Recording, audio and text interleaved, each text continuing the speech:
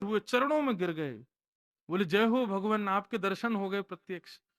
ठाकुर जी बोले राम राम राम, कैसा जीवन हो गया तुम्हारा। बोले क्यों?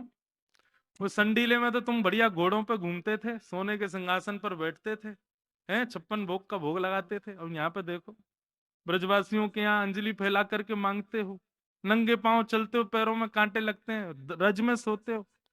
अब हम कृपा करने आए हैं, तुमको वापस संडीला भेज रहे हैं, हम तुम दोबारा से वहीं के सूबेदार बन जाओ। तब ठाकुर जी के सामने मदन मोहन सूरदास जी ने ये पद गाया, बहुत सुंदर पद है। क्या कह रहे हैं? मेरी गति तुम ही अनेक तोष पान, मेरी गति तो केवल आप हो। चरण कमल नख मन पर विष विष को सुख बहान, घर घर जो डोलो तो हरि तुम्हें ल जाऊं, तुम हो कहाए कह कौन को कहाँ। हे ना, अब मैं आपका हो चुका हूं, अब आपने मुझे स्वीकार कर लिया है, आपका होकर के मैं अब किसी और का हो जाऊं, ये कैसे संभव हो सकता है ठाकुर जी?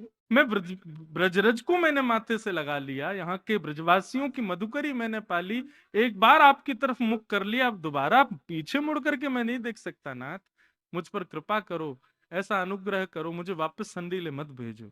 शीश तुम्हें नाय कहां कौन को नवाऊं, अब आपको मैंने सर झुका लिया, अब ये सर मेरा किसी और के सामने नहीं झुकेगा। नाथ तुम रो कहाए अब कौन को कहाऊं, आपका जब मैं हो गया तो फिर किसी और का कैसे हो सकता हूं ठाकुर जी। आहा, हाथी ते उतार कहां गदहा चढ़ी जाऊं।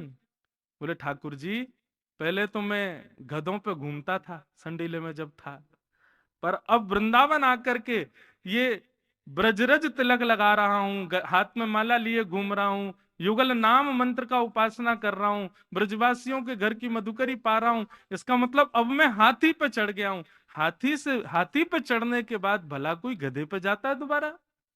बंधुओं, तो मैं अकबर की तिजोरी की रक्षा करता था नाथ, पर आपके जो गुणगान गाते हैं उन संतों की पादुकाओं का अब मैं रक्षक बनूं, ऐसी कृपा मुझ पर कर दो। आपको छोड़ के अब मैं कहीं नहीं जा सकता।